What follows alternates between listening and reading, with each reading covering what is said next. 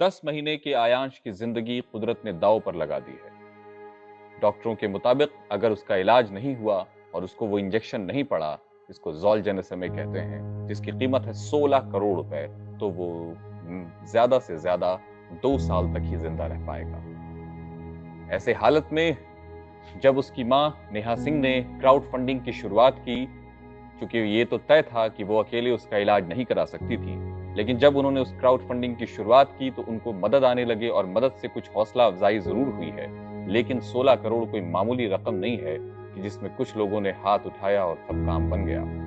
इस पर अयांश की मां नेहा सिंह ने बिहार के स्वास्थ्य मंत्री मंगल पांडे से गुहार लगाई कि चूंकि आप स्वास्थ्य मंत्री हैं तो कुछ बताएं, या कोई स्कीम या कोई भी तरीका।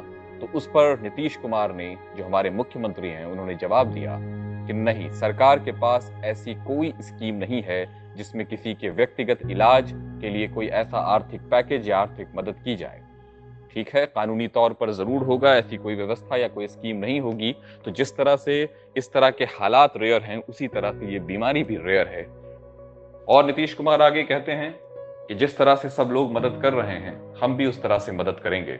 लेकिन नीतीश कुमार सब लोग नहीं हैं, वो राज्य के मुख्यमंत्री हैं। फिर बात उठती है कि आखिर इस बीमारी में ऐसा होता क्या है।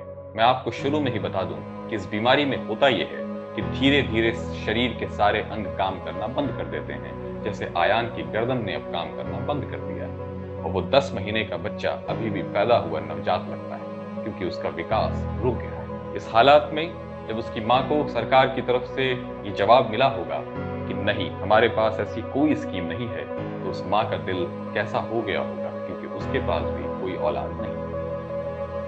अब बात उठती है कि इस वक्त क्या हालात बनते हैं। जब ये खबर फैली और जब आयांश का दर्द और उसके परिवार का दर्द हर जगह फैला, तो लोगों ने उसकी मदद को, आर्थिक मदद को, और कहीं ना कहीं एक तरह से इमोशनल एड और इमोशनल हेल्प करने के लिए लोग उनके यहाँ पहुंचने लगे, परिवार के से मिलने के लिए, आर्थिक मदद भी की। लेकिन जैसा कि हमने शुरू में ही आपको बताया, 16 करोड़ कोई मामूली बात नहीं है। इस बीमारी का नाम है SMA, स्पाइनल मस्कुलर एट्रोफी, और इसमें जो इंजेक्शन दिया जाएगा उसका नाम है ज़ोलिन SMA। और इसके साथ जो सबसे बड़ी दिक्कत और जो सबसे बड़ी मुसीबत है वो ये है मेरे दोस्तों, कि ये इंजेक्शन भारत में बनता ही नहीं है, ये अमेरिका से मंगाया जाएगा। तो इसके इतने महंगे होने के पीछे ये एक बहुत बड़ा कारण है।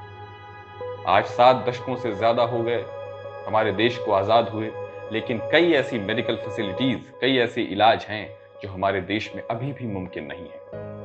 बाकी बहस, बाकी लड़ाइयां अपनी जगह, लेकिन बहरहाल हम ये देख लें कि हम बिल्कुल मूल जरूरतें, मूल आवश्यकताएं, फंडामेंटल नीड्स और रिक्वायरमेंट्स है ह्यूमन बीइंग की, एक सिटीजन की, उस पर हम कहां फेल हो रहे हैं। अब बात आती है कि जो नीतीश कुमार ने कहा कि नहीं, हमारे पास ऐसी कोई व्यवस्था फिलहाल नहीं है, तो उनको ये देखना चाहिए कि स्कीम के तौर पर भले ही उनके पास कोई और चीज ना हो, लेकिन जीने का अधिकार मौलिक अधिकार है। Right to life is a fundamental right.